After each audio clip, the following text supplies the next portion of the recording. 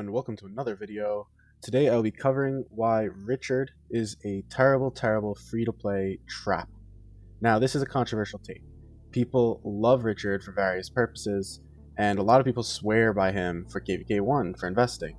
Now, what I think is important here is people almost always mix up priorities, and that's the big red flag with Richard.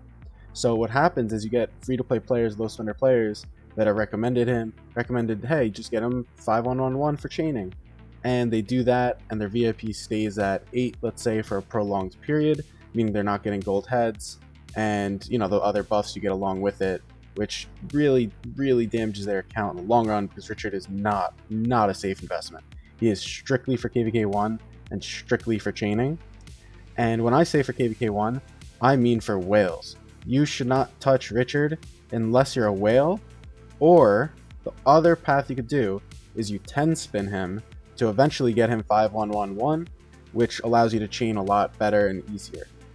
I don't want it to come off like I'm purely hating on him.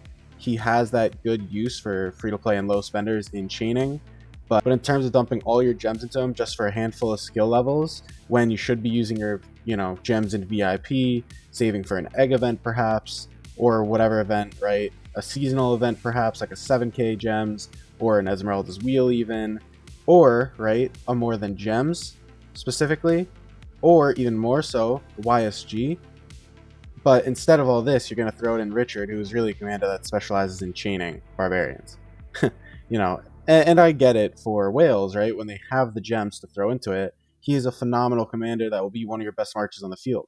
But for 90% of people, that's not going to be the case, and he's not going to be your best choice. There's far better free-to-play choices, far better low-spender choices that not only are going to trade just as well in 90% of field situations, but it's also going to give you the best prolonged investment. Richard has no use later on. There's plenty of other tanky commanders to use for chaining, even a Martel can be used for chaining, right?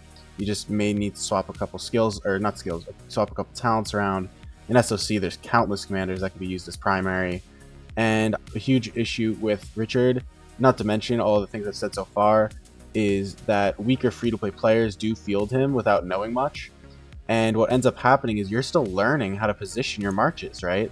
You aren't experienced. You haven't fought a million KVKs like a bunch of us have. You're just learning how to set up your marches, where you should stand, how to make it so you don't get tugged into a ball. Richard is going to make you get out of position because he's slow. He's going to make you stay alive in a bad position because he heals you're slightly wounded, and that just makes you get more sevs. He can be a great commander for great players, but for free-to-play players, for inexperienced players, he has a lot of risk associated with it. I do want you considering if you should do a 10 spin on, the 4 wheels or whatever you get, 3 wheels, because he is powerful for chaining. And chaining does go a long way. Doing 10 spins is really cheap at the end of the day, even for free-to-play, as long as you're active chaining normal barbarians with what you have to get gems, as well as just other events. Personally, what am I doing on my free-to-play character? I have chosen to completely skip Richard. I am not spinning once on Richard, and the real reason for that is because I think I want to get VIP 10 as soon as possible. I'm not in a whale alliance. I am in the top 1, but we get a few gold chests a day, we get a bunch of regular chests a day, but it's not like I'm getting 20 gold chests a day. That's just the truth. We have whales split out our kingdom, and it's just something that is done to prolong the health of the kingdom rather than maximize one alliance. But because of that, I really am not flourishing too well with my VIP, and I want to really throw all my gems into VIP, try to maybe get some equipment in an egg event, because I'll have the materials but not the blueprints as a free-to-play. And in terms of the beginning, right, when you get all this time to build up materials, well, there's no good blueprints yet. So this is just kind of my thoughts on what I'm going to do. I think that I can chain more than enough using other commanders. I also think that I have a long time till Crystal Tech when I really need to chain on a free-to-play, so I can kind of survive as is. Resources may be a thing that I have as an issue, but I'll just make my farms work a little more efficiently by logging in more on them. And with all that said, I should be okay. So if you enjoyed this video, do leave a like, leave a comment on what you think.